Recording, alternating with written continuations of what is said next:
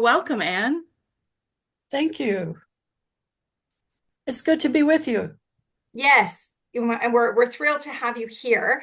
I'm going to jump right in because I do have some questions that I want to ask you. I'm super fascinated with Mary's story, and as Anita said, we know that Mary was your mother-in-law. Mary has a wonderful story, and we want to hear about that. But before we begin, can you, Anne, tell us a little bit about why you decided to write a memoir for your mother-in-law?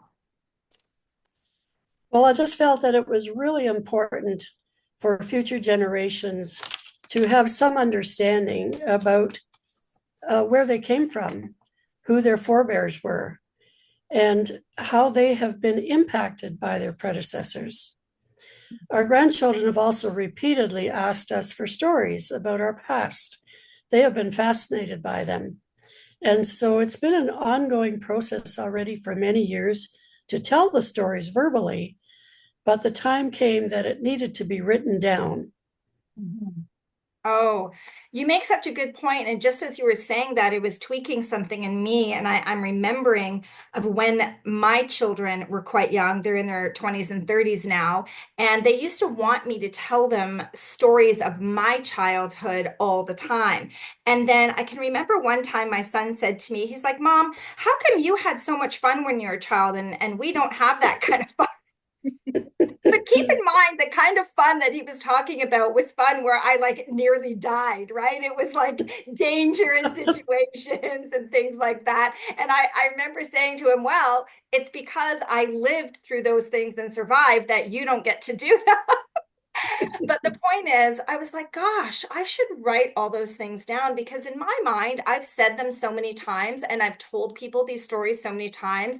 And yet they're my stories to tell, and I will tell my children those, but that doesn't mean they're going to tell their children. So you make a good Right. point about the difference between orally sharing our histories and then actually recording them, in the written word, because that's truly a legacy. So thank you for pointing that out, and I am really glad to know that you've done that. So now the next question is, what about for yourself? Because I have a feeling there's some stories there, and we all think I have nothing to say, but I know that that's not true. So my next question is, will there be a memoir coming where you're the lead character, a story about your life? I have actually written a story about a good part of my life. It hasn't been published, however. It's on my computer, ready to Right? go. But Okay. I don't know when the time will be right to get that Well, out you're there. saying you've started it. You've started it, Yes, and it's yes. there. Well, And let's talk after. Maybe we can help you with that. all right, good idea. Thank But you. is part of the reason You. for that is that you find it easier to talk about someone else's story than yourself? Well, I'm not so sure about that. Or publish someone else's story. Like, will your secrets come out if you publish while you're I living? probably didn't write all my secrets down. However, no, it's there, and if somebody in the future wants it, I can run with it. Right. Well, I'm sure someone in the future will want it. Mm. Okay, Yeah. back to Mary's story. Um, does the memoir that you wrote for her follow a particular theme or time period in her life? Yes, it does. Um, it focuses on the time when she lived in South Russia, and then because of all the dangerous times that she lived in and the difficult circumstances of the culture of that day, the war, revolution, etc. She then began the journey to leave Russia through Poland, through Germany, and finally come to Canada. And that is a time period that none of us have lived through. My husband was a very small baby at the time, so he has no recollection of that time. So if we don't write these things down, they will be lost. Right. And you make a good point there about that was a period you didn't live through, so no one else can tell that story really, other than her and the people she was with at that time. That's right. Mhm. Well, we learned actually from my own parents' experience that if we don't get these things written down in timely fashion, there comes a time when it's too late. Right. And so Yeah. Mary herself has died. That opportunity is past. So I'm glad that we were able to get the story from her before she was unable to give it to us. Okay. Yeah, that Yeah. makes sense. Also, because it was a different country, I'm assuming that's a big part of it as well, because everyone here knows what it's like being in Canada, but we can't relate right now to that. That's right. Yeah. The So is times that, were so different then, and there was Yeah. just a lot of danger. yeah. So is Mhm. that why you chose that time period in her life? Because it is so different and kind of that would be lost if you hadn't told it? Yes, it's the time period that our grandchildren would be least likely to know anything about. Mhm. And so they would find it fascinating, which they do. Yeah, And so it preserves some of that history for them. great. Yeah, for sure.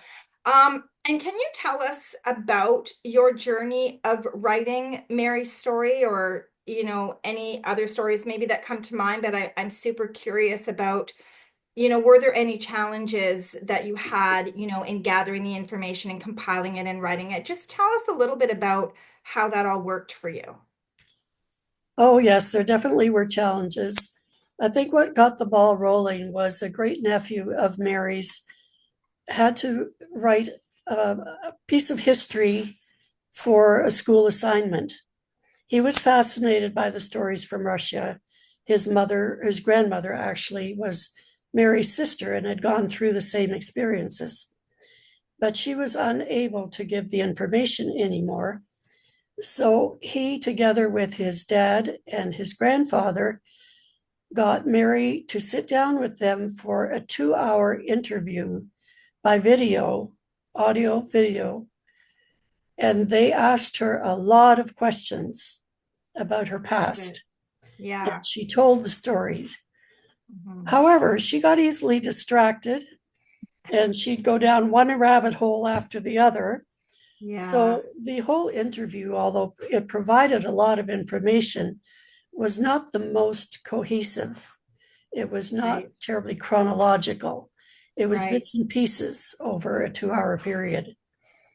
The other resources that I used is Mary had been asked on several occasions to give testimonials about her life story. And so, to various groups. And so she had those written down, and I had them all preserved on the computer. Mhm. So, first of all, I took the video because most of it was in German. I had to transcribe the video, I had to translate it into English. I put it Wow. all on the computer along with her testimonials. And thank goodness for the cut and paste feature because I had to rearrange a lot of the information to get it into some sort of flow and Right. chronological order Right. and try to make some cohesive sense out of the whole thing. It was fascinating. It was a journey of love. I really enjoyed doing it, but it Yeah. was quite challenging. Not You know, everybody's a really natural, good storyteller. exactly. So you have to find a way to make that work. And that Well, was my biggest challenge. and I do appreciate you being honest about what your challenges were. I think that's one of the reasons why Anita, the things that you're identifying here, are among the reasons why Anita and I decided to start Daisy Chain Legacy Publishing, is Mhm. because we do have, loved ones and generations, that have already passed on, and we know those stories are getting lost. It's the same way for my own family because my Oma, has died, my mom has died, my mom's sister has died, and all those stories are kind of just, going with them. And that's one of the things that really inspired Anita and I. And then the other thing that inspired us was not just the lost stories, but how difficult it is for just the average person to feel like they can take on a project of this nature, Right. and, my hat goes off to you for taking on that project. But I do want to say to our listeners that it's okay if they don't feel that they can take on that level. That's one of the reasons why we're here to kind of to do some of those steps and make sure that those stories don't get lost. So thank you for sharing that, because we do know that Yes. it can be very overwhelming. Yes. And Yeah. what year did they do that interview with Mary? Do you remember? Well, she died in 2008. This would have been probably around the year 2000. I'm not exactly positive right now. So well into her 80s or 90s? She was in her 80s, probably for sure. Yeah. And did you find through the listening to those recordings, was she like happy to share those stories, or was there parts of it that she had forgotten or wanted to forget? Even though some of the stories brought back some really terrible memories, I think she was realizing that because she's on the other side of it, Mm. it has turned into a happy story in the end. Right. And so she was very happy actually to share. She was very touched that people are interested in hearing these stories and that they're important to the future generations. So Mm. she was very happy to cooperate. And was there a piece of the story that was the most inspiring to you while you were doing all of that? Because I guess you weren't there either, and she's not a direct relative of yours. So you're kind of a objective third party person in some ways. Yes, there were some very inspiring parts of it. The one thing that comes through loud and clear through the entire story is her very strong faith and how it got her through the difficult times. And she relates in one area of the story when she was in Germany and she got the news that her husband had died in the hard labor camps in Siberia, cold, starved, sick. That really threw her for a loop Yeah. spiritually as well. Yeah. And she was in the immigration or refugee camp in Germany at the time. And she said that she had been on her knees for many hours that night, just beseeching God, asking Him, are you really there? Are you real? Are you for real? And she came out of that more convinced than ever that her faith was well placed. And she raised her children in a very strong faith because of what she had come through. In addition to that, through all their difficult times, she was always very positive and determined that things were going to work out well. And she made that happen with the help of other people and through the help of God. But the one thing that has struck me over and over is how many times she and her sisters and her nieces and nephews would sing their way through the difficult times. They loved to sing, and that singing got them through so many difficult times. So those are some of the things that have particularly inspired me about her story. What a great legacy to leave, even just the singing part and the overcoming part, right? Mhm. So, It is. yeah, go Go ahead. ahead. No, it's okay. You go ahead. I was going to ask, do you think Mary would be happy with the way that this story's been shared and having this story out there for her, generations to come?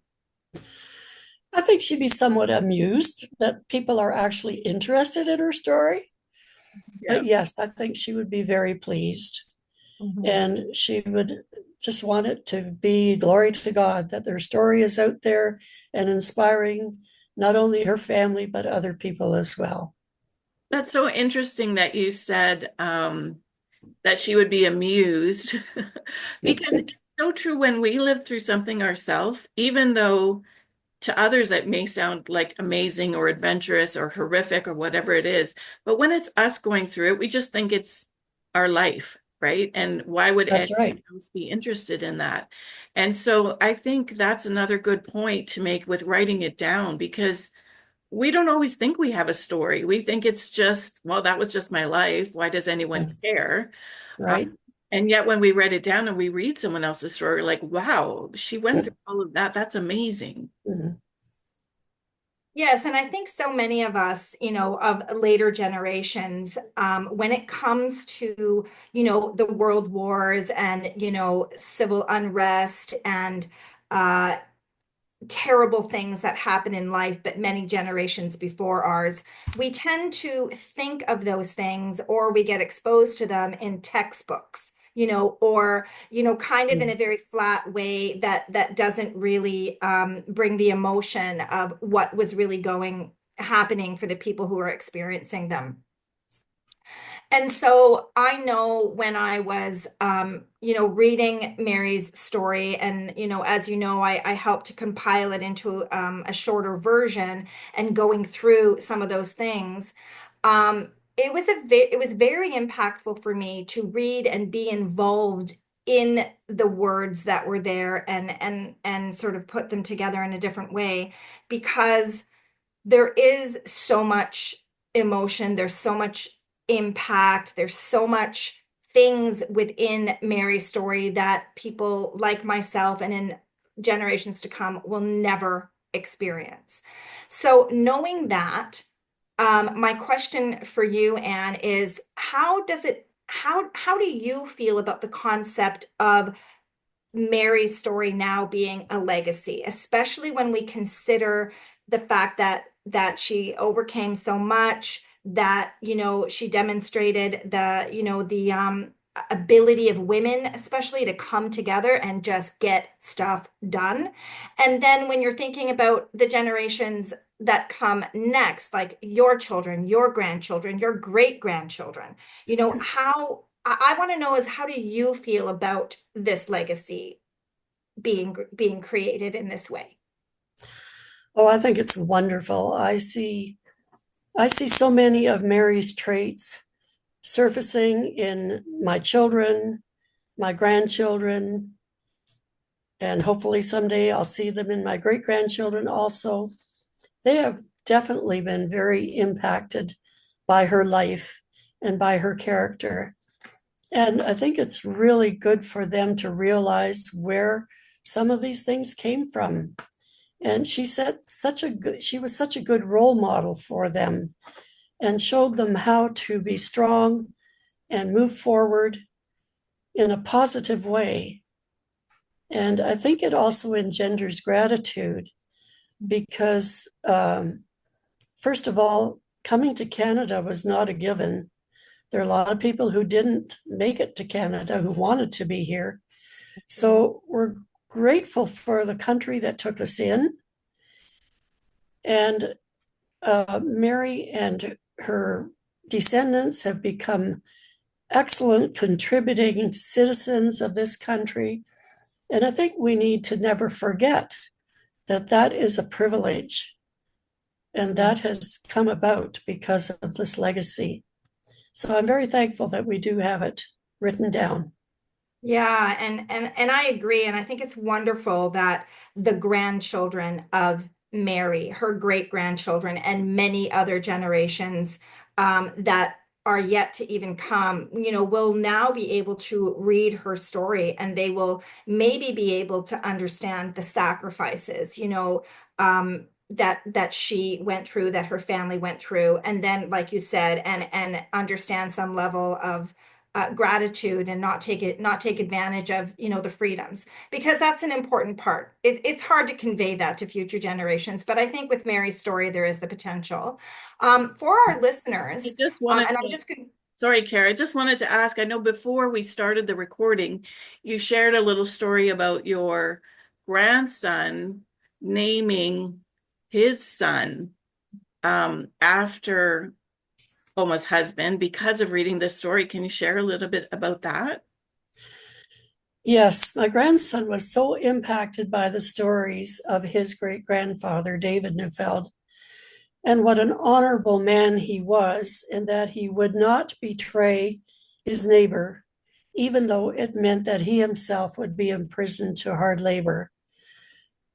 And so when his firstborn son came into the world, he was named.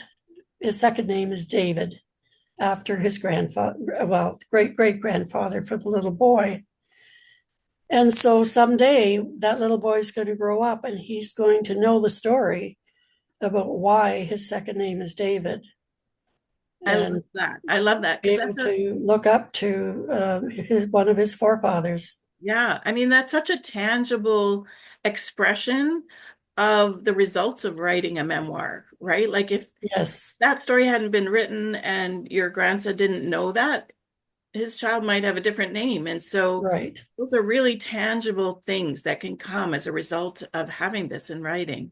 Yes, And now I just want to make sure that our listeners understand that Anne and her family before her, created a lot of raw data through different writings and videos and audio and different things like that. And then, Daisy Chain Legacy Publishing sort of got that, and we sort of compiled that, and rewrote it in a different way. And then what we ended up with is, a memoir for Mary Neufeld called Nowhere to Land, a story of faith, family, and a quest for freedom.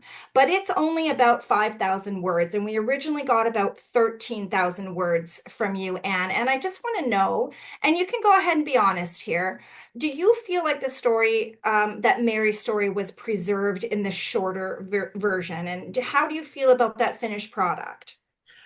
oh, I feel very good about it. I thought it was well done. It preserved all the important parts of it.